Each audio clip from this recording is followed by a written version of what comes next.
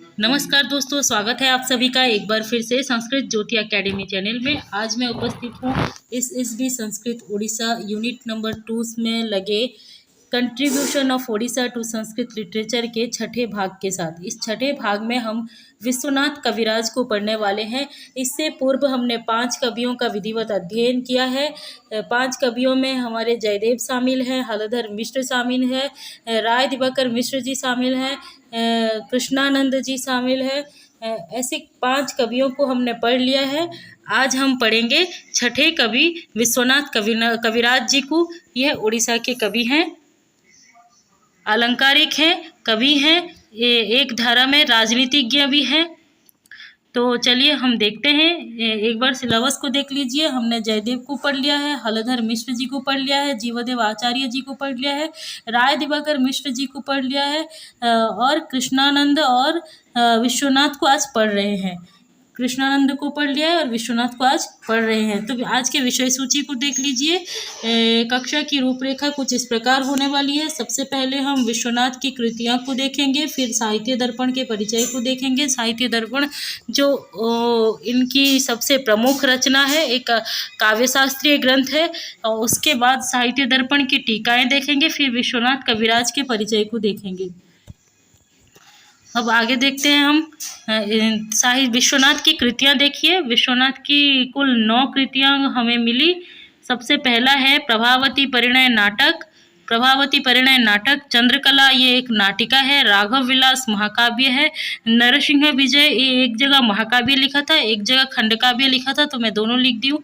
नरसिंह विजय इन्होंने लिखा है, इनकी कृति है। ये महाकाव्य भी हो सकता है, पता नहीं खंडकाव्य भी होगा, कि 2 जगह 2 प्रकार से लिखा हुआ था।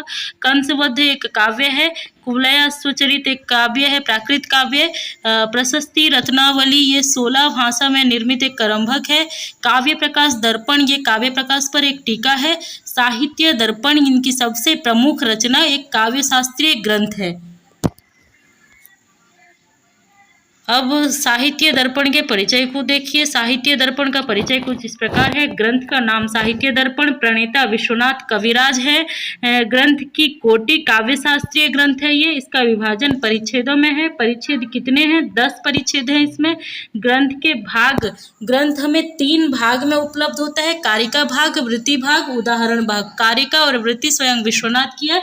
उदाहरण में इन्होंने विभिन्न कवियों के, अपने पिता के, अपनी सभी के उदाहरण को इन्होंने स्वीकार किया है। कारिकाओं की संख्या इसमें कुल 760 कारिकाएं हैं। सबसे बड़ा परिच्छेद षष्ठ परिच्छेद है। षष्ठ परिच्छेद सबसे बड़ा क्यों है? इसमें ग्रंथ में कुल 760 कारिकाएं हैं, लेकिन षष्ठ परिच्छेद में 760 में से 300 कारिका निबद्ध है, इसीलिए सबसे बड़ा परिच्छेद षष्ठ परिच्छेद है। सर्वप्रथम टीका लोचन टीका इनके पुत्र अनंत दास द्वारा प्रणीत है। विश्वनाथ के पुत्र अनंत दास इनके द्वारा प्रणीत लोचन टीका साहित्य दर्पण की सबसे प्रथम टीका है। इसके बाद में हम साहित्य दर्पण का परिचय देख लेते हैं, इसके विषय के विवेचन को देख लेते हैं। साहित्य दर्पण का विषय किस प्रकार से विषय विन्यास हुआ है आप लोग देखिए। इसके प्रथम परिच्छेद में काव्य का प्रयोजन, काव्य के अन्य लक्षणों का खंडन, अपने काव्य लक्षण वाक्यम रसात्मकम काव्यम की प्रस्तुति की गई है। यानी विश्वनाथ ने अपने काव्य लक्षण को प्रस्तुत किया है और साथ में काव्य के प्रयोजन को सबसे पहले बताया है, फिर काव्य के अन्य आचार्यों के लक्षणों को उन्होंने खंडन किया है। इसके बाद वाक्यम रसात्मकम ऐसे अपने काव्य लक्षण को शुद्धतम लक्षण के रूप में प्रस्तुत किया है। द्वितीय परिच्छेद में वाक्य, यानी कि उन्होंने पहले परिच्छेद में काव्य बता दिया, क्या वाक्य काव्य है। कैसा वाक्य? रसात्मक वाक्य काव्य है। तो अब वाक्य के स्वरूप को कहाँ पे निरूपण कर रहे हैं? द्वितीय परिच्छेद में। द्वितीय परिच्छेद में वाक्य के स्वरूप को और पद के लक्षण को बताने के बाद शब्द की शक्तियां को बता रहे हैं। शब्द की शक्तियां, अभिधा, लक्षण तथा व्यंजना का विस्तार से वर्गीकरण किया गया है तृतीय परिच्छेद में। द्वितीय परिच्छेद के बाद में तृतीय परिच्छेद में क्या है? रस, भाव और उनसे संबंधित विषय, नायक नायिका आदि का वर्णन तृतीय परिच्छेद में किया गया है। नायक नायिका आदि का वर्णन तृतीय परिच्छेद में किया गया है। अब आगे देखिए, चतुर्थ परिच्छेद में क्या है? काव्य के भेद, ध्वनि काव्य और गुणीभूत व्यंग्य आदि के विवेचन किया गया है।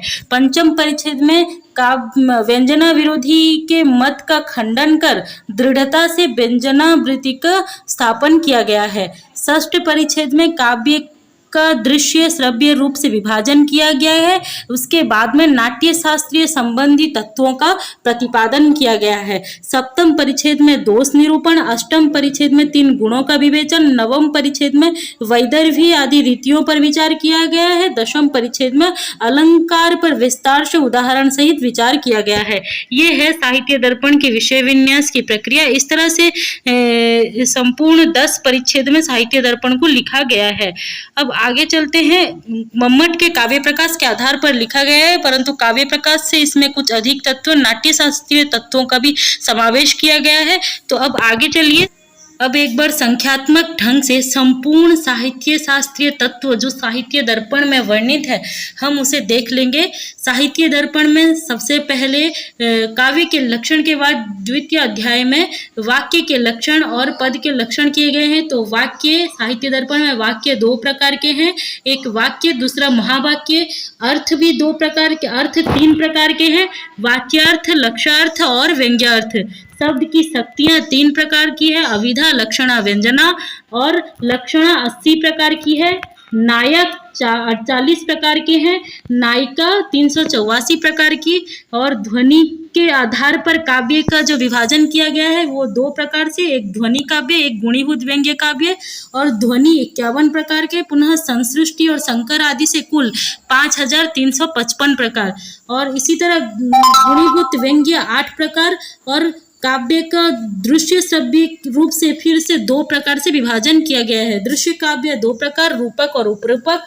रूपक फिर 10 प्रकार के हैं, नाटकम अथ प्रकरणम, भाण, प्रहसन, डिम, इह, मृगांक, विथयः, व्यायोग, समवकारो, ऐसे 10 प्रकार के रूपक हैं। और उपरूपक 18 प्रकार के हैं। और उपरूपक के बाद श्रव्य काव्य 3 प्रकार के हुए, गद्य, पद्य और चंपू। और गद्य काव्य पुनः 2 प्रकार के, कथा और आख्यायिका। पद्य काव्य 2 प्रकार के, महाकाव्य और खंड काव्य। दोष 5 प्रकार के हैं मुख्यतः, पद दोष, पदांश दोष, वाक्य दोष, अर्थ दोष और रस दोष। गुण 3 प्रकार के हैं, माधुर्य, ओज और प्रसाद। रीति 4 प्रकार की है, वैदर्भी रीति, पांचाली रीति और गौड़ी रीति और लाटी रीति, ऐसे 4 प्रकार की रीतियों का वर्णन है। और अलंकार कुल 89 प्रकार के हैं, उसमें 12 शब्दालंकार है, 70 अर्थालंकार है और 7 रसवत आदि अलंकार है। इस प्रकार से कुल 89 प्रकार के अलंकार है। तो ये था संख्यात्मक रूप से संपूर्ण साहित्य शास्त्र की विषय सूची जो साहित्य दर्पण में लिखित है। साहित्य दर्पण की टीकाएं देख लीजिए। सबसे पहली टीका लोचन टीका जो विश्वनाथ के पुत्र अनंत दास ने लिखी है। उसके बाद नाथुराम विरचित एक टीका है, इसका कोई नाम उपलब्ध नहीं हुआ। तर्कालंकार महेश्वर भट्टाचार्य की विज्ञप्रिय टीका, रामचंद्र तर्कवागीश की विवृति टीका, चंडीचरण स्मृति भूषण विरचित एक टीका है, दुर्गा प्रसाद द्विवेदी विरचित एक टीका है, गोपीनाथ की प्रभा टीका, सालग्राम शास्त्री की प्रभा टीका, एक हिंदी टीका है सालग्राम शास्त्री की प्रभा टीका। उसके अलावा हरिदास सिद्धांत वागीश की कुसुम प्रतिभा टीका, ये सर्वांग पूर्ण टीका है। इसमें अच्छी तरह प्रौढ़ता के साथ साहित्य दर्पण की व्याख्या की गई है। जीवानंद विद्यासागर विरचित विमला टीका, कृष्ण मोहन ठक्कुर की एक टीका उपलब्ध होती है। इस प्रकार से कुल 11 टीका साहित्य दर्पण पर उपलब्ध होती है। इनके नाम हमें मिले, हमने यहाँ रख दिया। अब आगे चलते हैं। आगे हम देखते हैं आचार्य विश्वनाथ का परिचय। आचार्य विश्वनाथ आलंकारिक आचार्य हैं, एक तरह से कवि भी थे, किसी राजा के दरबार में सांधी विग्रहिक थे, हम आगे देखेंगे। तो आचार्य हैं विश्वनाथ, इनके प्रपितामह हैं नारायण दास और पिता चंद्रशेखर 14 भाषा के ज्ञाता थे। इनके पिता 14 भाषा के ज्ञाता थे। पुत्र विश्वनाथ के पुत्र अनंत दास है।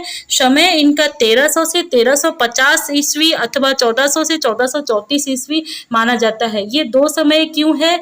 एक तो इनका राज्याश्रय था निशंक भानुदेव, चतुर्थ भानुदेव के समय में ये उनकी सभा में सांधी विग्रही के मंत्री थे और ये सभा कवि भी थे। तो ये समय जो था निशंक भानुदेव का 1414 से 1434 ईस्वी चंद्रकला नाटिका में ये बात कही गई है। तो ये वक्त ये समय जो है निशंक भानुदेव के हिसाब से है। और इन्होंने अपने साहित्य दर्पण में एक कार्यक्रम में राज सम्राट सुल्तान दिल्ली के सुल्तान अलाउद्दीन खिलजी का उल्लेख किया है। इस हिसाब से अलाउद्दीन खिलजी का समय 1316 में अलाउद्दीन खिलजी की मौत हुई थी। कि कुछ विषैले पदार्थ को खिलाने के बाद उनकी मौत हुई थी। तो 1316 तक अलाउद्दीन खिलजी ने शासन किया था। तो इस तरह से 1300 से 1350 यानी कि 14वीं शताब्दी के मध्य भाग तक भी विश्वनाथ का समय माना जाता है। तो एक है अलाउद्दीन खिलजी का टाइम यानी कि 14वीं शताब्दी से 14वीं शताब्दी के आरंभ से 14वीं शताब्दी का मध्य भाग, और दूसरा है निशंक भानुदेव का टाइम यानी कि 15वीं शताब्दी। इस तरह से दो प्रकार से जो है विश्वनाथ का टाइम हमें मिलता है। तो यहाँ पे देखिए उन्होंने अलाउद्दीन खिलजी का किस प्रकार से उल्लेख किया है। संदौ सर्वस्वहरणं विग्रहे प्राण निग्रह अलाउद्दीन खिलजौ न संधिर्न च विग्रह। इस तरह से उन्होंने उल्लेख किया है अलाउद्दीन खिलजी का। अब इनकी उपाधि देख लीजिए। इनका राजाश्रय निशंक भानुदेव यानी कि भानुदेव चतुर्थ के यहाँ ये सांधी विग्रहिक अथवा सभा कवि थे। इनकी उपाधि कविराज, और जो सांधी विग्रहिक होते हैं उनको महापात्र भी कहा जाता था। तो कविराज इनकी उपाधि है, महापात्र इनकी उपाधि है, साहित्य अर्णवधारा इनकी उपाधि है, कवि रत्नाकर इनकी उपाधि है। अष्टादश विद्या विलासिनी भुजंग यानी कि इनको 18 प्रकार के विद्या से ये अवगत थे। ऐसे अष्टादश विद्या विलासिनी भुजंग यानी 18 प्रकार की विद्या इनके पास थी। तो ऐसी इनकी उपाधि थी। और अलंकारिक चक्रवर्ती और अष्टादश भाषा विलासिनी भुजंग भी इनकी एक उपाधि है। अष्टादश भाषा वर विलासिनी यानी कि ये 18 भाषा के ज्ञाता थे, इसी उपाधि से पता चलती है। और ध्वनि प्रस्थापन परमाचार्य इनकी एक उपाधि है। ये उपाधि मम्मट की भी इसी तरह से कुछ है, ध्वनि प्रतिष्ठाता परमाचार्य। ये ध्वनि प्रस्थापन परमाचार्य इनकी उपाधि इन्होंने साहित्य दर्पण के 5म परिच्छेद में लिखा है, स्वयं लिखा है ध्वनि प्रस्थापन परमाचार्य। इनकी प्रमुख रचना साहित्य दर्पण है। इनका स्थान जन्म स्थान ओडिशा है। जाति वैष्णव ब्राह्मण, वंश ये कपिंजल वंश में उत्पन्न हुए थे। कल हमने कृष्णानंद को देखा था, वे भी कपिंजल वंश में पैदा हुए थे। ये 18 भाषाओं के ज्ञाता थे, इसीलिए इनको एक उपाधि दी गई थी अष्टादश भाषावर विलासिनी भुजंग। तो ये है आचार्य विश्वनाथ का परिचय। आज के वीडियो में हमने आचार्य विश्वनाथ को प्रमाण सहित अच्छी तरह से पढ़ा है। यदि आपको वीडियो अच्छी लग रही है, आप अपने दोस्तों तक जरूर शेयर करें, चैनल को सब्सक्राइब करें और लोगों को जोड़ें, जिससे ज़्यादा से ज़्यादा लोग हमारे चैनल के द्वारा उपकृत हुए और हमारे भी कुछ लाभ हो जाए। तो इन सभी पुस्तकों से ये सारी सामग्री ली गई थी। अगर आपको नोट्स अच्छे लग रहे हो तो आप हमारे टेलीग्राम चैनल से जुड़कर इस नोट को ले सकते हैं। धन्यवाद।